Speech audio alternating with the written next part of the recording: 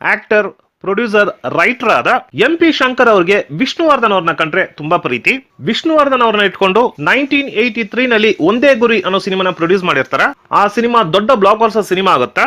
1994 ಗಂಧದ ಗುಡಿ ಭಾಗ 2 ಸಿನಿಮಾ ನಂತರ ವಿಷ್ಣು ದಾದನ ಇಟ್ಕೊಂಡು ಗಂಧದ ಗುಡಿ, ಕಾಡಿನ ರಾಜ, ಮೃಗಾಲಯ ಈ ತರ ಫಾರೆಸ್ಟ್ ಬ್ಯಾಕ್ ಡ್ರಾಪ್ ಅಲ್ಲಿ ಒಂದು ಸಿನಿಮಾ ಮಾಡ್ಬೇಕು ಅಂತ ಡಿಸೈಡ್ ಮಾಡ್ತಾರ. ವಿಷ್ಣುವರ್ಧನ್ ಅವ್ರ ಹತ್ರ ಒಂದು ಕಥೆನೂ ಹೇಳಿರ್ತಾರ. ವಿಷ್ಣು ದಾದಾಗೆ ಕತೆ ತುಂಬಾ ಇಷ್ಟ ಆಗಿರುತ್ತೆ. ಅದು ಮಾತ್ರ ಅಲ್ಲ, ಎಂ.ಪಿ. ಶಂಕರ್ ಅವ್ರಿಗೆ ಒಂದು ಸಿನಿಮಾ ಮಾಡ್ಕೊಡ್ಬೇಕು ಅನ್ನೋ ಉದ್ದೇಶ ವಿಷ್ಣುವರ್ಧನ್ ಅವ್ರಿಗಿತ್ತು. ಅವ್ರ ಸಿನಿಮಾನಲ್ಲಿ ಆಕ್ಟ್ ಮಾಡಕ್ ಒಪ್ಕೊಂತಾರ. ಎಂ.ಪಿ. ಶಂಕರ್ ಅವರು 1 ಲಕ್ಷ ರೂಪಾಯಿ ಅಡ್ವಾನ್ಸ್ ಕೊಟ್ಟಿರ್ತಾರ. ಆ ಸಿನಿಮಾದ ಸ್ಟೋರಿ ಮತ್ತು ಸ್ಕ್ರೀನ್ ಪ್ಲೇ ಎಂ.ಪಿ. ಶಂಕರ್ ಅವ್ರದೇ ಇರುತ್ತೆ. ಅದು ಮಾತ್ರ ಅಲ್ಲ, ಆ ಸಿನಿಮಾದ ಫೋಟೋ ಶೂಟ್ಸ್ ನಡೆಯುತ್ತೆ. ನಂತರ ಎಂ.ಪಿ. ಶಂಕರ್ ಅವರ ಫ್ಯಾಮಿಲಿ ಪ್ರಾಬ್ಲಮ್ ಮತ್ತು ಫಿನಾನ್ಷಿಯಲ್ ಪ್ರಾಬ್ಲಮ್ ಇಂದ ಆ ಪ್ರಾಜೆಕ್ಟ್ ಡ್ರಾಪ್ ಆಗುತ್ತೆ. ಇಲ್ಲಿ ಮುಖ್ಯವಾದ ವಿಷಯ ಏನಂದ್ರೆ, ಚಿತ್ರರಂಗದಲ್ಲಿ ಅಡ್ವಾನ್ಸ್ ಕೊಟ್ಟು ಕಮಿಟ್ ಆ ಪ್ರಾಜೆಕ್ಟ್ ಡ್ರಾಪ್ ಆಗ್ಬಿಟ್ರೆ ಅಡ್ವಾನ್ಸ್ ನ ಹಿಂತಿರುಗಿಸೋ ಪದ್ಧತಿ ಚಿತ್ರರಂಗದಲ್ಲಿ ಇಲ್ಲ. ಆದ್ರೆ ವಿಷ್ಣುವರ್ಧನ್ ಅವರು ಆ ಪ್ರಾಜೆಕ್ಟ್ ಡ್ರಾಪ್ ಆದ ತಕ್ಷಣ ಎಂ.ಪಿ. ಶಂಕರ್ ಅವರು ಕೊಟ್ಟಿರೋ ಅಡ್ವಾನ್ಸ್ ವಾಪಸ್ ಕೊಡ್ತಾರೆ.